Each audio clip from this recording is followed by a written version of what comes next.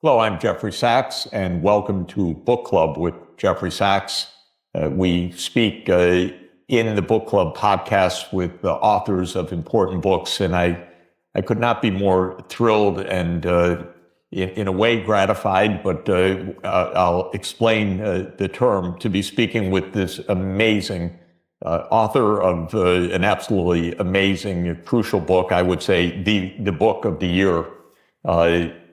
We're speaking with Annie Jacobson, a leading journalist, best-selling author, multiple award winner, investigative writer who has been exploring crucial facets of the American security state, if I could put it that way, for many, many years, writing about the weapons systems programs in the United States, the creation of the so-called Pentagon's brain, DARPA, which was one of her best-selling books in 2016. An absolutely shocking book about the relationship of the U.S. and Nazi war criminal scientists after World War II, and the U.S. government Operation Paperclip to bring those scientists to the U.S. war effort immediately after World War II. But I think, Annie, the book you've written this year is, in a way, the shocker of all of them. And I was, as I'm sure every reader, and in my case, I was a listener on audiobook, and I believe you narrated it, if I'm not mistaken. The book is Nuclear War, a Scenario, and it is absolutely the most terrifying, riveting book that I have read, because you describe meticulously, literally second by second, the end of the world. Wow.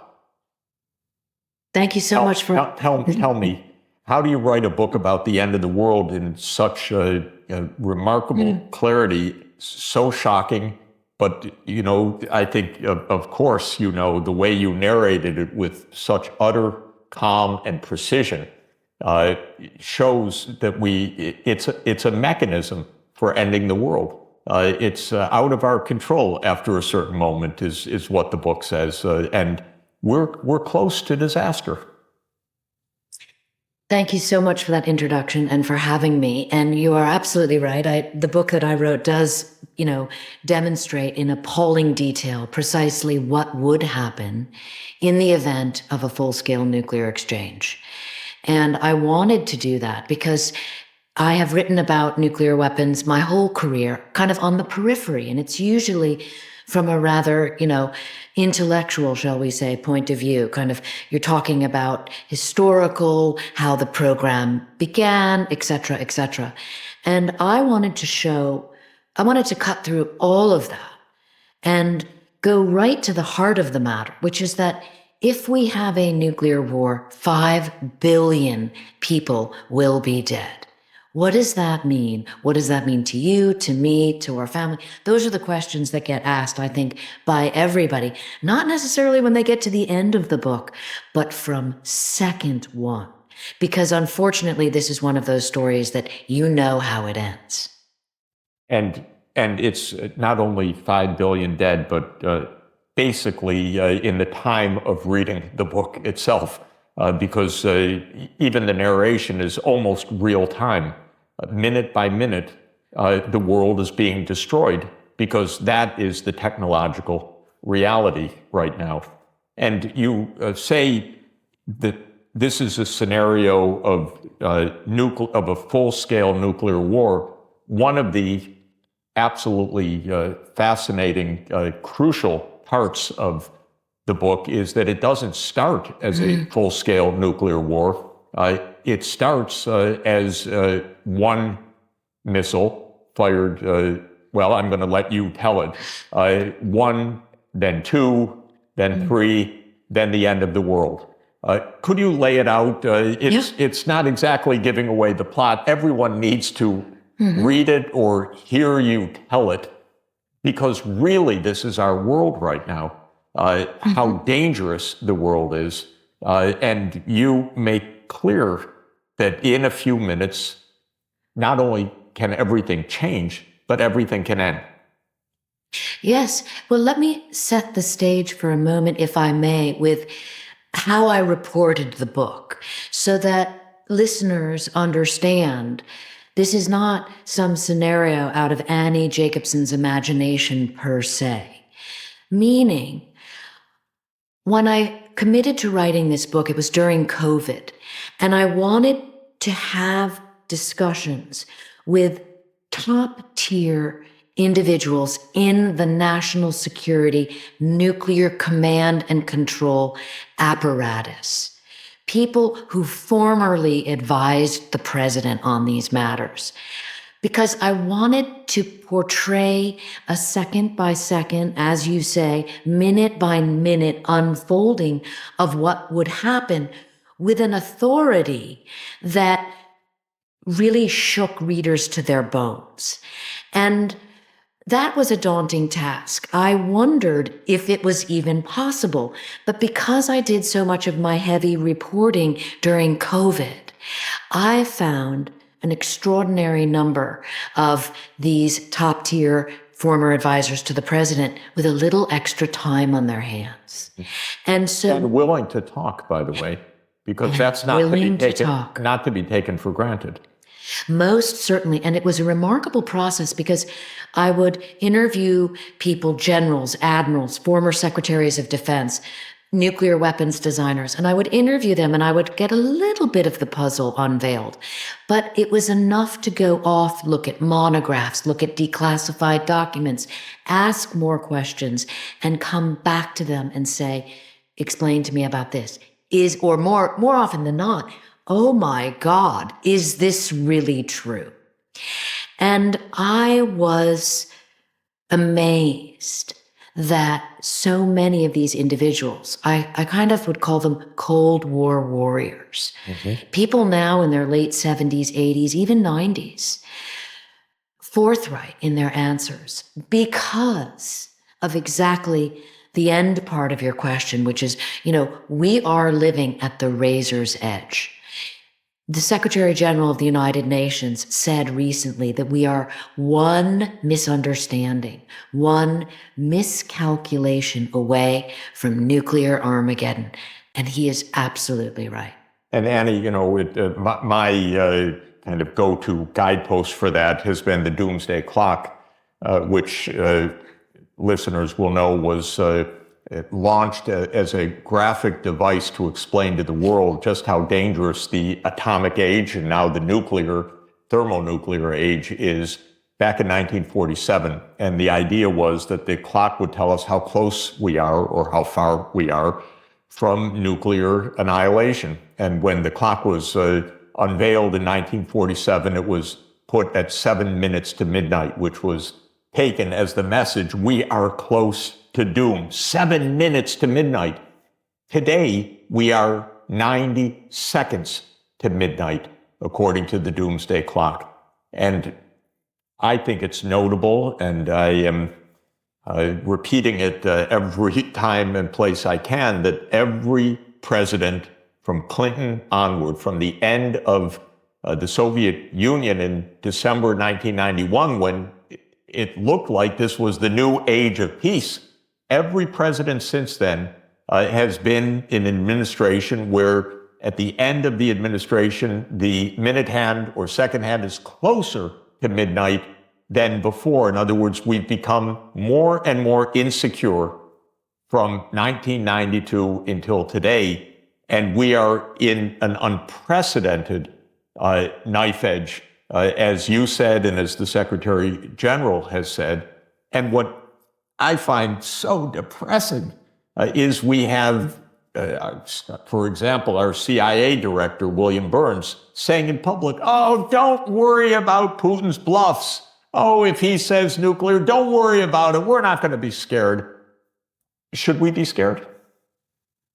You're reminding me of a conversation I had with retired General Robert Keeler, who was the commander of U.S. Strategic Command, STRATCOM.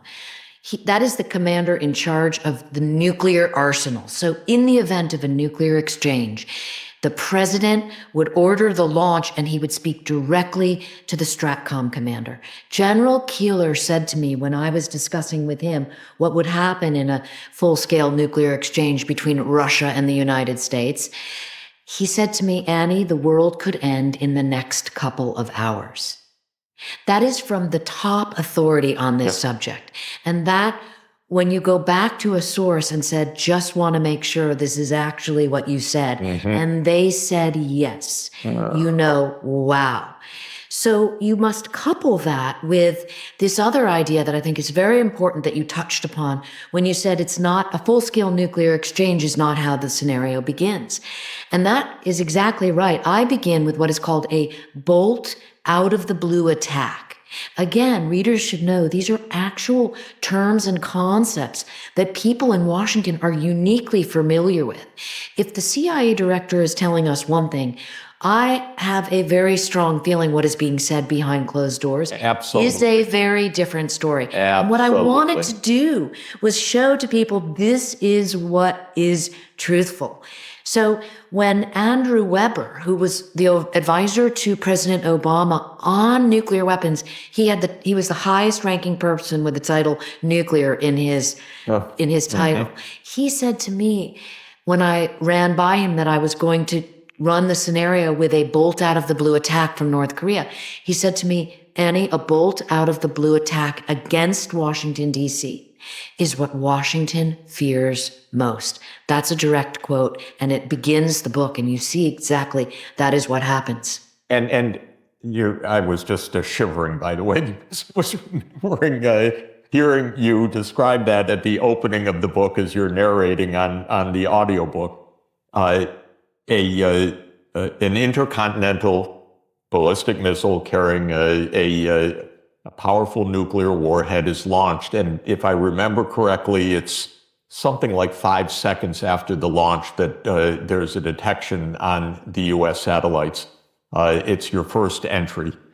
Well, even more shocking, it is actually in under 1 second. Okay. That is the technology that exists today. The Defense Department has a satellite system parked over our nuclear-armed enemies, watching for a nuclear launch. And so nuclear war begins in the first fraction of a second. When that launch is detected, the satellite sensors can actually see the hot rocket exhaust on the bottom of the rocket as it launches.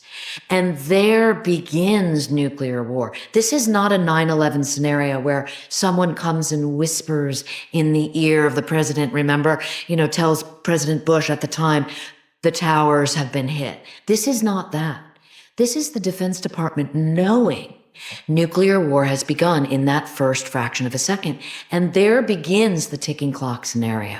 But then what's amazing is you recount from that first fraction of a second, and it is in many cases second by second, determining, okay, it's a missile, it's heading towards North America, a little bit more time elapses, the trajectory of the missile is then understood, it's heading towards the East Coast. A few seconds or a few tens of seconds after that, it is heading towards Washington. And talk about the fact that some people probably suspect, well, why don't we just shoot it down at that point? We saw it, we know it's coming, we have missile defenses, why aren't we shooting it down? There is a general myth among the general population that the U.S. interceptor system is capable of shooting down a long-range strategic ballistic missile. It is not. When we see things like the Iron Dome in play, and we hear on the news that American Navy systems, the Aegis system, for example, the THAAD system, I write about these in the mid part of the book, where these are ground systems or systems out at sea that can shoot down short range and even some medium range missiles. But the ICBM is a monster missile. And, we're taping this today. Just 2 days ago, North Korea launched a new version of the ICBM, an intercontinental ballistic missile. It can travel from one continent to the United States in under 30 minutes. This is the fact of the matter. I describe it quickly, but in painstaking detail, what it does, how it works.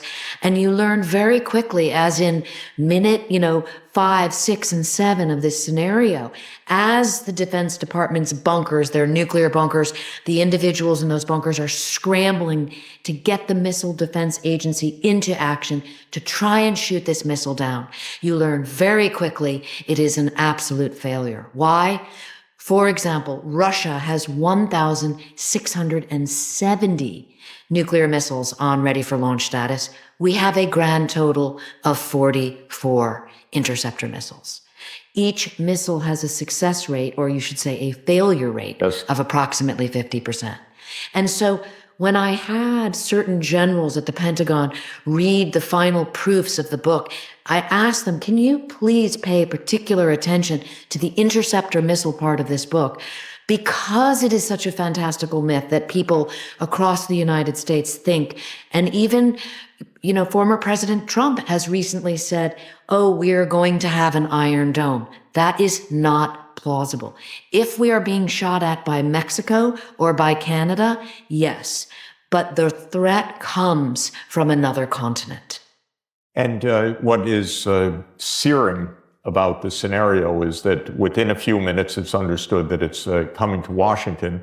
And again, people might think, well, the president will go into his deep underground bunker, or the Pentagon leadership will go into the deep nuclear secure underground bunker under the Pentagon, or there will be escape routes for the leading members of Congress and the cabinet and so forth. You make perfectly clear there's nothing even remotely, not even an iota, like that reality.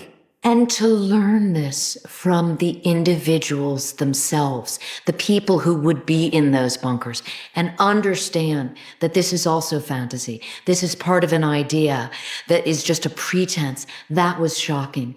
Let me tell you a little detail that is horrifying that comes from the FEMA director, the emergency management agency that would be in charge of a nuclear war aftermath should it happen. So FEMA people know because it's in charge of hurricanes and floods, and we see it in action. Well, I interviewed Craig Fugate, who was Obama's FEMA chief for more than 8 years. And for all 8 years, rather. And I expected him to tell me this elaborate, in great detail. Plans. Yes, we do this, and we do that. And he said, oh, yes, Annie, we prepare for nuclear war, same as we prepare for asteroid strikes. Okay, wow, that's a big statement. And he said to me, we call these low probability, high consequence events. No kidding. You think, okay, wow. And I said, so what would happen? Expecting it, with my pen out, my tape recorder going, expecting I'm going to be on, learning about this for hours. And he said, Annie, if there was a nuclear war, there would be no population protection planning because everyone would be dead. It's amazing in the scenario you make clear FEMA has zero role except to describe what you just said. There's nothing for anybody at all from the first moments of this. And imagine me as a journalist listening to this on the recorder. I mean, we did this incredible interview and I learned many other things like, don't forget your, for the survivors, don't forget your morals. Wow. And I'm listening to this and I think, wow, I'm really going to go back to Craig Fugate and just triple check that, he didn't have too much ice cream and was, nothing. And I said, is this really exactly precisely what you said and what you meant? And he said, absolutely. And he changed nothing. And after the book published, he was one of the first people to write an Amazon review and said, everyone should read this book. Well, yeah, amazing. The missile approaches Washington, and you describe, again, it's fascinating, it's shocking, it's movie scene, which I think it's going to be also trying to scramble the president out of the White House. At the Pentagon, am I right? A couple of people survive because a couple are tasked to leave to a mountainside bunker outside of D.C. But basically, there is no survival at all in Washington, period. It's a complete and total destruction of the government, but for, it's the defense secretary and the president initially, and that's just about it. Ground zero is zeroed. And I write in appalling detail what happens to the people, how a nuclear weapon affects people and buildings and things. And you may again say, wow, Annie Jacobsen has a great imagination. Not my imagination. I was stunned to learn that all of these facts have been compiled in a book called The Effects of Nuclear Weapons. It's a 750-page tome. I have a copy right here on my desk. It's also called Department of the Army Pamphlet number 50-3. I mean, if that doesn't alone freak you out, and you go through it, and there are photographs and graphs, and there are measurements and distances and descriptions, because this is what the Defense Department and the Atomic Energy Commission have been compiling in all their nuclear weapons tests that were done in the decades after Hiroshima and Nagasaki. So it started with collecting that data of what happened to the people there, and it built. And you realize all of these details are known because the United States government originally believed that nuclear war could be fought and won. And this should horrify everyone. The scenario just has one shock after another. That's why it's so completely riveting. I'd like you to describe a couple of, first, just the technical side briefly, and then a couple of the things that naturally completely go haywire no matter what anyone thinks might be possible in survivability. But two of the further shocks are this idea of a strike on a nuclear power plant. I hadn't realized the combination of those two, but the second missile that's fired, the first ends the government, and the second is fired towards El Diablo, a nuclear power plant in California. Can you describe that? Because that's another, my God, when did you realize that or hear about that scenario? Because that one was also mind-boggling. Well, again, it's just the worst case scenario. And it has been written about for decades because many nuclear scientists were worried about this. And of course, there is, the International Committee on the Red Cross Rule 42, that you do not strike a power plant with conventional weapons even. And while I was reporting a book, there was a little bit of sort of worrisome curiosity, like, Annie, is this going too far? And I insisted it wasn't, because of the reporting that I was doing, because of what sources were telling me, how deeply afraid they are of that. And then, of course, when Russia attacked the Zaporizhia nuclear power plant in Ukraine attacked. Russia took over the plant, but then Ukraine counterattacked with attacking with missiles. You have situations that are extraordinarily dangerous. Yes. Yeah, Russia took over the power plant. Just to say, because I was also horrified by all of that, but Russia physically took over the plant as part of its invasion in 2022. And then Ukraine essentially sent drones and artillery against the power plant. And of course, the International Atomic Energy Agency was horrified. I was horrified, Annie, because no one would call out Ukraine for actually making this provocation, because being in the U.S., we want to say it's Russia, this, it's part of the propaganda machine not to say anything about Ukraine. But I talked to senior officials. I can't name their names because it was said in confidence. I said, why don't you tell the truth? Russia's inside. Ukraine is attacking from the outside. If you say Ukraine, maybe they'll stop attacking because it's a threat to the nuclear power plant.